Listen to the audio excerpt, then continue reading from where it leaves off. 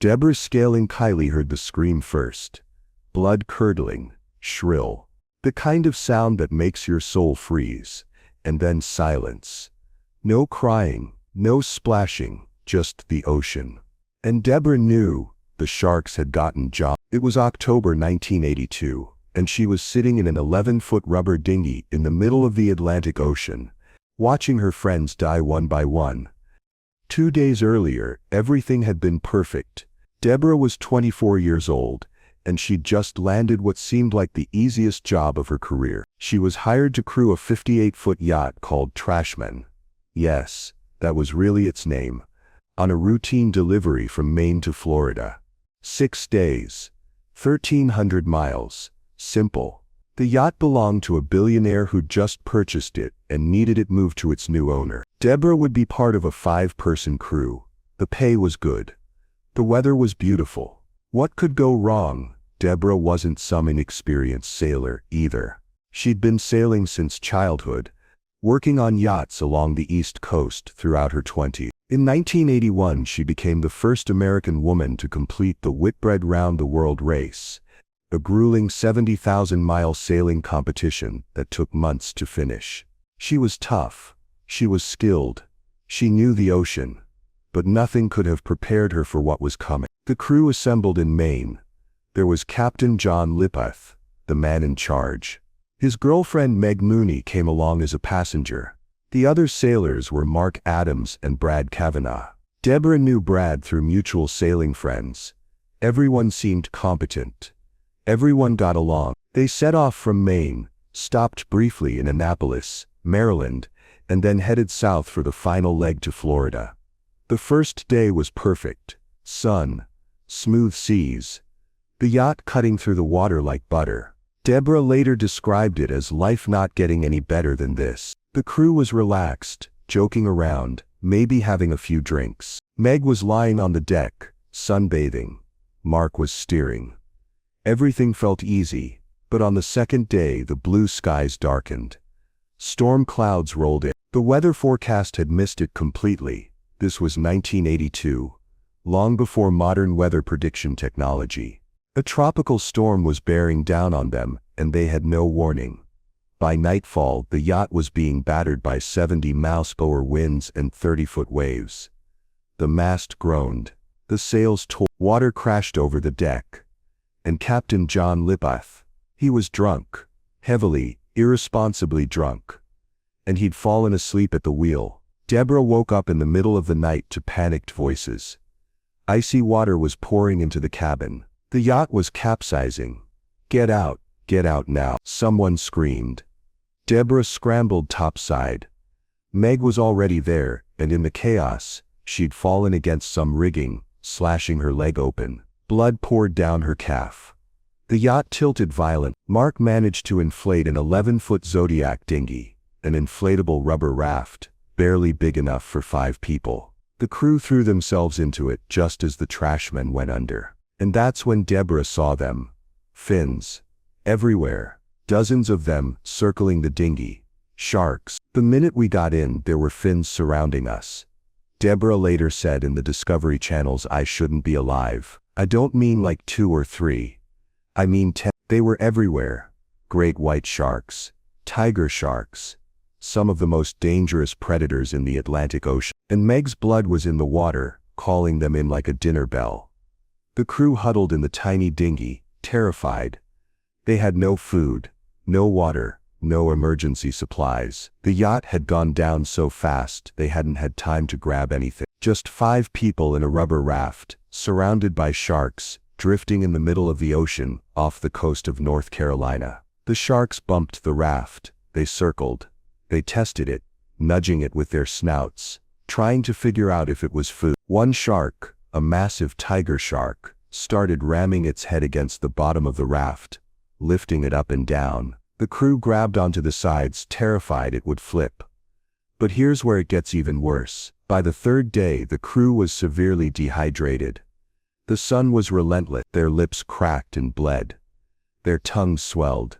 And Captain John Lippoth and Mark Adams made a fatal mistake. They started drinking seawater. Deborah begged them not to.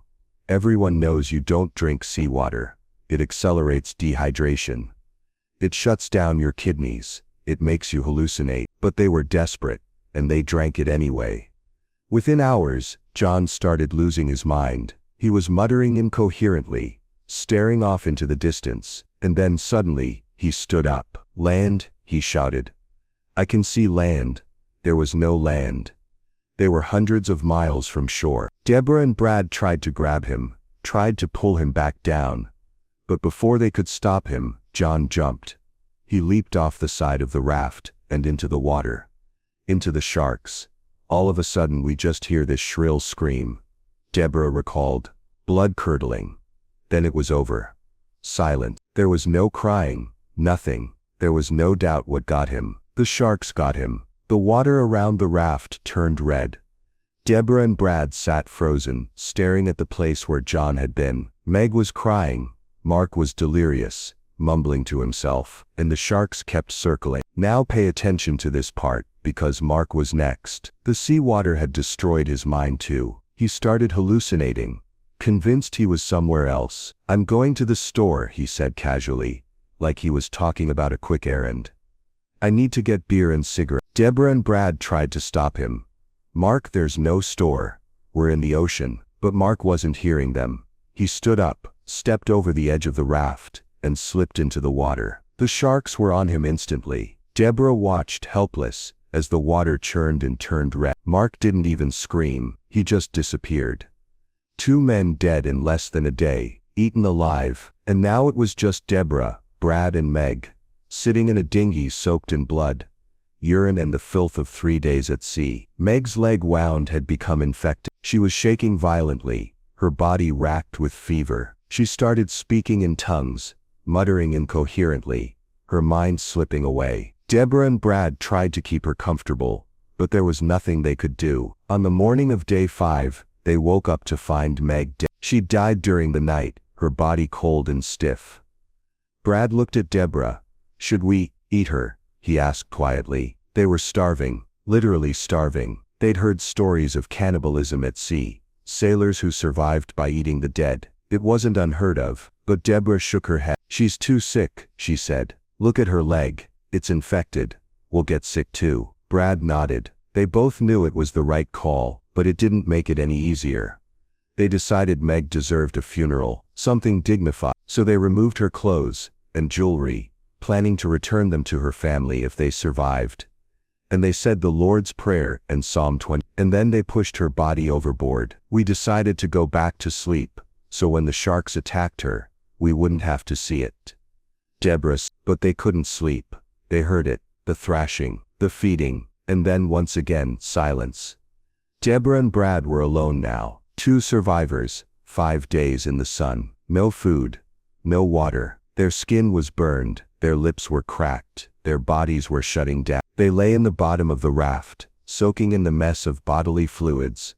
Blood, urine, pus from Meg's wound, seaweed. It was revolting, but they were too weak to care. They drifted in and out of consciousness, hallucinating, praying, wondering if they'd ever be found. The sharks never left. They circled constantly, waiting. On the afternoon of October 29, 1982, 5 days after the Trashman sank, Deborah saw something on the horizon, a ship, a massive cargo ship. She tried to scream but her voice was gone. Brad saw it too. He grabbed a piece of fabric and waved it frantically. "Please, please see us." The ship got closer, closer. And then it turned. It was heading straight for them. It was a Russian cargo ship, the Olenogorsk. The crew spotted the tiny dinghy and pulled alongside. Russian sailors leaned over the edge, shouting in a language Deborah didn't understand. They threw down ropes. Deborah and Brad were so weak they could barely move. The sailors had to haul them up like dead weight. When they reached the deck,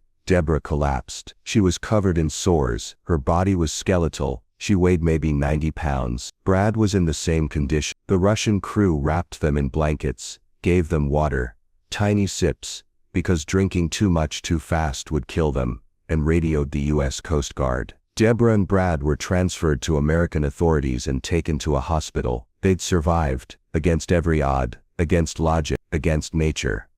But the truly shocking part, the trauma didn't end when they were rescued. Deborah spent years unable to go near the ocean. She had nightmares. She'd wake up screaming, convinced she was back in the raft, watching John jump, watching Mark disappear, watching Meg die. She was diagnosed with severe PTSD. She couldn't eat fish. She couldn't swim. The smell of salt water made her panic. It took years of therapy before she could even talk about what happened without breaking down. In 1994, Deborah published a book about her ordeal, called Albatross, the true story of a woman's survival at sea. The book became a bestseller. She donated part of the profits to charity. She became a motivational speaker, traveling the country, telling her story, trying to find meaning in the horror. "Every day I wake up, and it's a new day, and I'm happy," she said, "and I shouldn't be alive. I always try to find something good in the bad things that happen to me. There's never a day that you're more thankful for life than the day you almost die."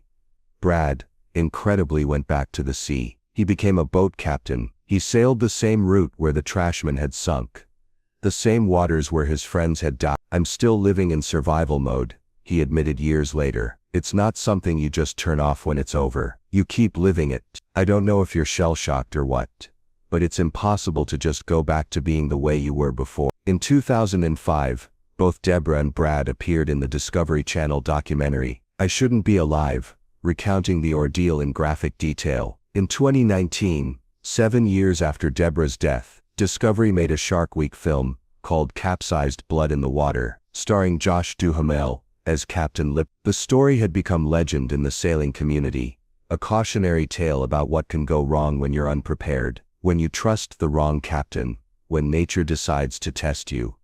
Deborah Scaling Kiley died in 20. The cause of death was never officially disclosed, but some reports suggested complications from years of unresolved trauma. Brad Cavanagh died in 20. They were the only two who made it out of that dinghy alive, and for the rest of their lives they carried the weight of what they'd seen.